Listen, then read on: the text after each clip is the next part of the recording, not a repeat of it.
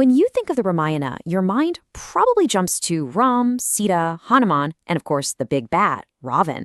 But what about his wife, Mandodari? She's often just a footnote, the queen of Lanka. But let me tell you, her story is one of the most incredible, tragic, and honestly mysterious tales in the entire epic. It's all built around a divine curse that completely shaped her life. Okay, let's get into it. And this is the real head-scratcher we're going to unpack. Mandodari was a huge devotee of Lord Shiva. So why on earth would Shiva's own wife, the goddess Parvati, hit her with a terrible curse? It just doesn't add up, right? Well, the answer is in a story that started long, long before she was ever the queen of Lanka. So who exactly was Mandodari? The Ramayana paints her as way more than just Ravan's wife. She was known for being beautiful, sure, but also incredibly holy and righteous. She was basically a moral pillar standing in a court full of chaos. And that just makes the whole curse thing even more puzzling. I mean, get this. Mandodari was actually one of the Panchakanya, the 5 most respected heroines in all of Hindu epics. We're talking about women who were seen as the absolute ideal of virtue. Her being in that group, that tells you everything you need to know about her character. And she totally lived up to that reputation. While Ravan was spiraling into darkness, Mandodari was his conscience. She was constantly telling him that abducting Sita was wrong, and always trying to pull him back to the path of righteousness. She was this amazing force for good, trapped in the shadow of this immense evil. So, again, what's with the curse? To get to the bottom of this, we have to go back in time.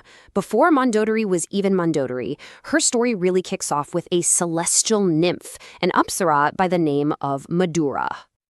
Okay, so here's how the story goes. Madhura, the apsara, heads to Mount Kailash to worship Lord Shiva, but she finds him alone and she tries to seduce him.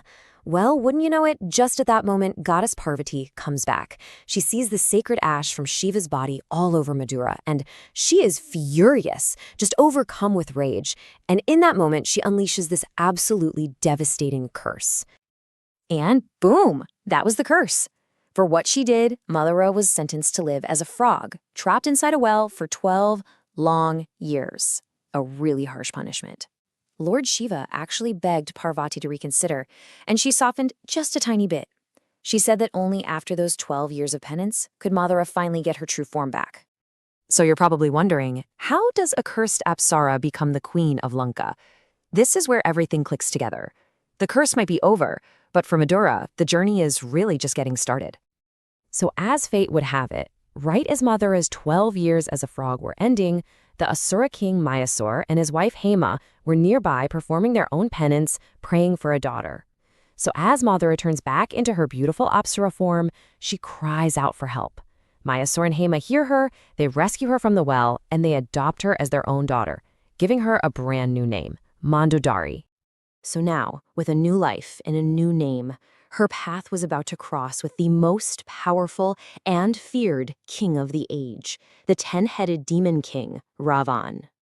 When Ravan came to visit Mayasura's palace, he was just floored by Mandodari's beauty and demanded to marry her on the spot. Her father said no, but Ravan threatened him. So Mandodari agreed to marry him, not for love, but out of duty to protect her dad. Maybe, just maybe, she saw a tiny glimmer of hope, since she knew Ravan was also a great devotee of Shiva. And this became the central struggle of her entire life. She was completely trapped. On one side, you have her duty as a wife, which pushed her to support her husband. But on the other, you have her own powerful sense of morality, her dharma, that made her condemn his absolute worst actions, especially kidnapping Sita.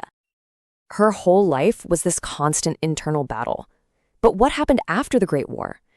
After Ravan was finally defeated and Lanka had fallen? What happens to the queen of a conquered kingdom? Believe it or not, her story doesn't just end with Ravan's death. Actually, the last chapter of her life is maybe the most revealing part of all. It shows her incredible commitment to duty, even when facing this immense personal tragedy. But before we get to that, check out some of these fascinating, kind of mind-blowing facts about her. She's credited with inventing the game of chess, supposedly to keep Ravan entertained. It's also believed that she knew the secret of the one arrow that could finally kill him. And get this, her legacy is even claimed by real places in India, tying her story to our world. So after the war, Ravan's righteous brother, Vibhishan, was made the new king of Lanka, and he proposed marriage to Mandodari. At first, she said no. She was loyal to her late husband, despite everything. But she was always a pragmatist and always dedicated to her people. So she eventually accepted, once again choosing duty to help guide Lanka into a better, more righteous future. So in the end, Parvati's curse turned an Apsara into a frog, who then became a queen defined by this lifelong battle within herself. Mandodari's story isn't just some myth about a curse. It's a really deep look at a woman caught between her own moral compass and her duty to her family and kingdom. It really makes you ask yourself, what do you do when the right thing and the required thing are two totally different things?